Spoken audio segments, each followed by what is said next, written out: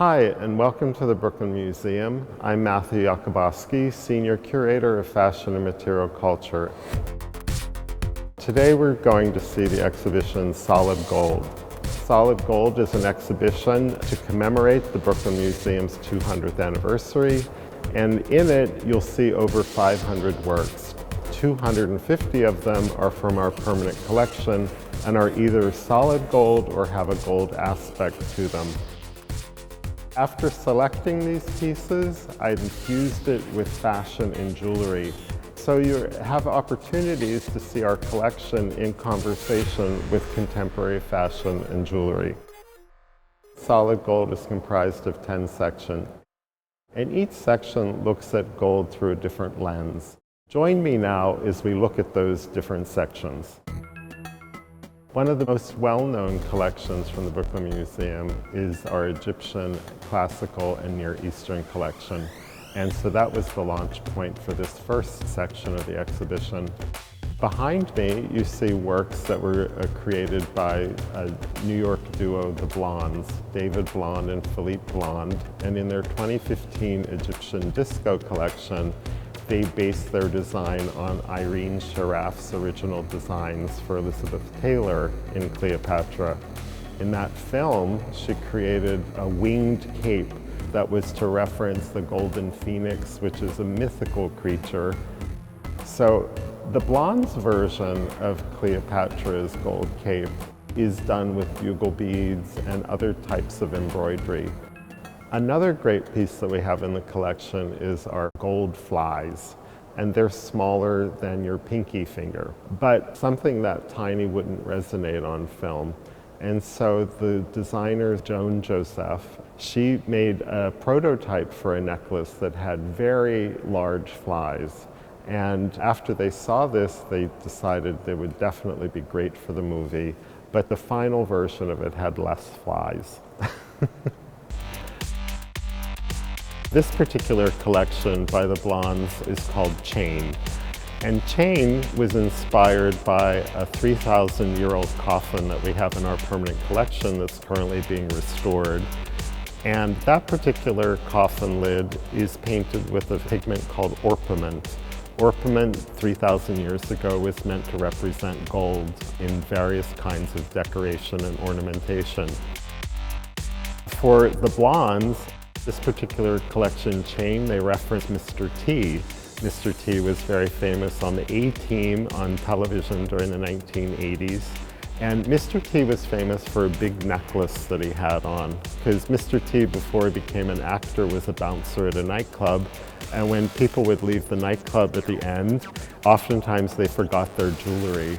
And so over time, Mr. T accumulated everybody's necklaces, and he always said if they wanted to come back and get them, they could. In early days, gold was done as gold leaf. It was also a source for decoration and jewelry. Later, other forms of gold techniques began. Gold striking was the technique used to make ancient gold coins, the first of which were made in Lydia, which is in southern Turkey today. But gold coins were also made in Rome, they were made in other countries, and they often featured portraits of leaders at the time. So in a sense, it was an early form of propaganda, because that was the way you could distribute the profile, the look of the leader of the time. They didn't have newspapers. Gold coins then also became used in jewelry, because not everybody had a bank. If you had a gold coin, that was your bank. And oftentimes, if you got married, you would get a gold necklace. In the 13th, 14th, and 15th centuries in Italy, those gold coins were melted back down and pounded, and that became gold leaf that was used in gold ground paintings, which were often seen in churches during that time. Many of the cities in Europe at that time were just coming out of the plague, and so if you went to a church and you walked in and there was this golden altar piece, for example, it would seem very spiritual. So oftentimes you see Christ or the Madonna, and they often have halos on them. And that's to represent as if the deity was in the sky, being very celestial. So we see that all throughout the history of jewelry and ornamentation, these references back to the sun.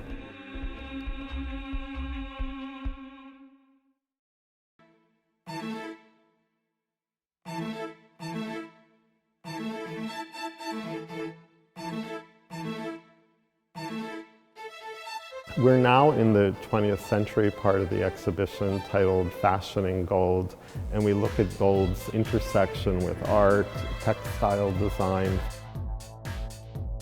We have a beautiful wedding gown from Yves Saint Laurent.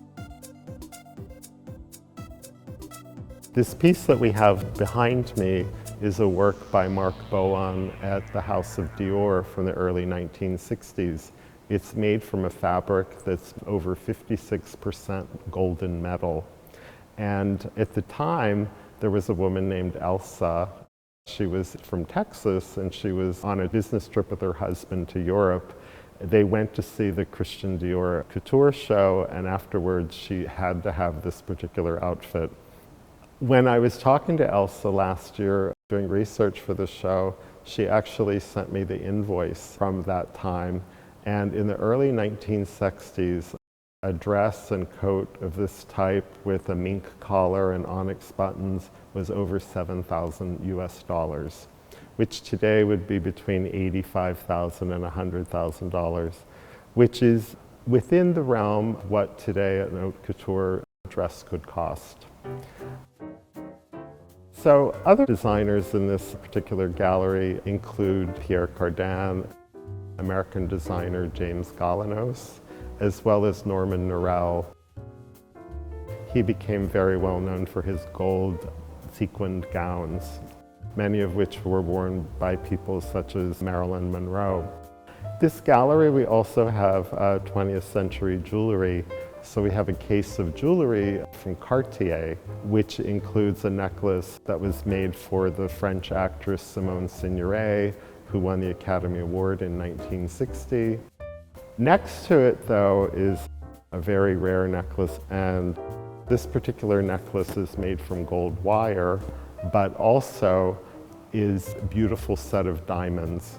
And what's unique about this necklace is that you can actually take it apart and it can become 5 brooches. We move into a section called Eternal Gold. Eternal gold is about recycling of gold, but also how gold is used on statues of worship, different deities. And it's relating the fact that our belief in gold, the value of gold, it's something that we've created. Mark Quinn here has brought it up to the 20th century, and he's made a gold statue of the supermodel Kate Moss. This particular sculpture is called Siren. Siren was a half bird, half human that would lure sailors to wreck their ships off the coasts. But also, it has other ways that you could read this particular sculpture. One is to know that it's 110 pounds of gold, and that was the weight Kate Moss at the time that they made this sculpture. This section also includes work by a pioneering video artist named Namjoon Paik. Namjoon Paik created a closed-circuit video installation where the camera was shooting the image of Buddha, which then appeared on a video monitor that the sculpture was looking at. So Buddha is contemplating himself. And that's a little bit about what we're exploring in Eternal Gold.